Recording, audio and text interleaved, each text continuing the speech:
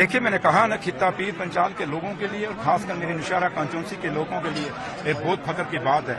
हमारा खित्ता पीर पंचाल, मैं अपने खित्ता पीर पंचाल के लोगों की तरफ से और नौशहरा कॉन्स्टिट्यूंसी की तरफ से मैं अपने लीडर डॉक्टर फारूक अब्दुल्ला साहब और उमर अब्दुल्ला साहब का मेरे पास लफ्ज नहीं कि मैं शुक्रिया कैसे अदा करूं, क्योंकि एक बहुत बड़ा ओहदा हमें दिया है। जिस खित्ता पीर पंचाल के अंदर एक मिनिस्ट्री लेने के लिए बड़ा मुश्किल हो जाता था, आज वहां डिप्टी चीफ मिनिस्टर दिया है। और जम्मू के लिए भी ये फख्र की बात है कि जो लोग बातें करते थे कि जम्मू का चीफ मिनिस्टर होना चाहिए, उमर साहब ने दिखा दिया भैया कि हम नेशनल कॉन्फ्रेंस को जमात है जिसने दोनों खित्तों को हमेशा, पहले तो तीसरा खित्ता भी हमारे साथ होता था, लद्दाख वो अलग हो गया, लेकिन ये दोनों खित्तों को हमेशा साथ लेके चली है। और आज भी उन्होंने साबित किया, जब ये फैसला मुझे डिप्टी चीफ मिनिस्टर बनाया, उन्होंने साबित किया कि भाई आज भी हमारे लिए जम्मू भी उतना अहम है जितना हमारे लिए कश्मीर है। तो इसलिए ये वो लीडरशिप है जिस लीडरशिप में बिना जात, बिना बरादरी, बिना मजहब, बिना फिरका पस्ती के उन्होंने हमेशा फैसले लिए हैं। लेकिन जो बात यहाँ चीफ मिनिस्टर की करते हैं, उनको कहिए भैया पहले जम्मू का गवर्नर तो लगा लीजिए, जम्मू का एलजी तो लगा लीजिए, फिर दूसरों को डिक्टेट दीजिए, फिर दूसरों को बातें सुनाइए। Thank you.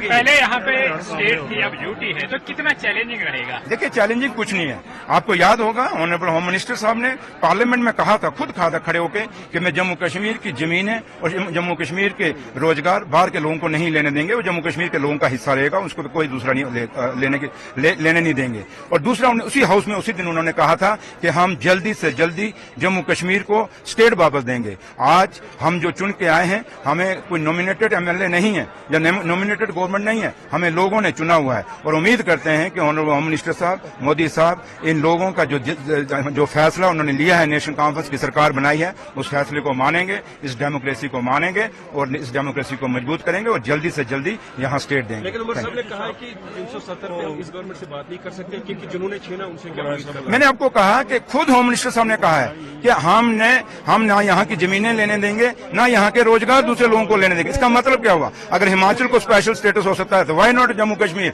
अगर बिहार वाले आज स्पेशल स्टेटस मांग रहे हैं तो जम्मू कश्मीर के पास तो पहले ही था। तो इसलिए इसमें कोई नई चीज हम नहीं कर रहे, यही सरकार खुद लोगों को दे रही है। तो लिहाजा हम तवक्को, उमर साहब ने जो कहा ठीक कहा और वो हमारे लीडर हैं, उसी में हम भी। स्टेटहुड का एक पर्टिकुलर टाइम है, कितनी उम्मीद रखेंगे? मैंने कहा कि अब सरकार बन गई है, आज ओथ ले गई है, अब फैसला दिल्ली वालों ने करना, क्योंकि उनका वादा है। अब देखते हैं वो कितना वादा निभाते हैं। आपकी प्रायोरिटीज क्या रहेंगी?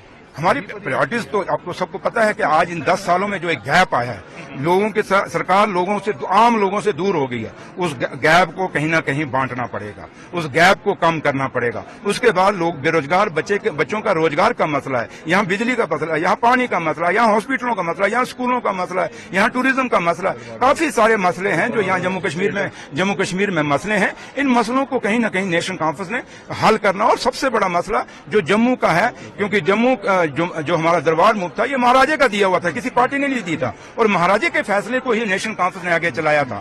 तो इसलिए जो दरबार मूव है हमारा, क्योंकि हमारे दरबार बंद होने से जम्मू की इकॉनमी को बड़ा फर्क पड़ा है, और हम जल्दी से जल्दी उसको कोशिश करेंगे कि दरबार मूव दोबारा चालू हो, क्योंकि जम्मू की इकॉनमी को जिंदा रखना है, जम्मू के व्यापारियों को जिंदा रखना है, जम्मू के होटलों को जिंदा रखना है।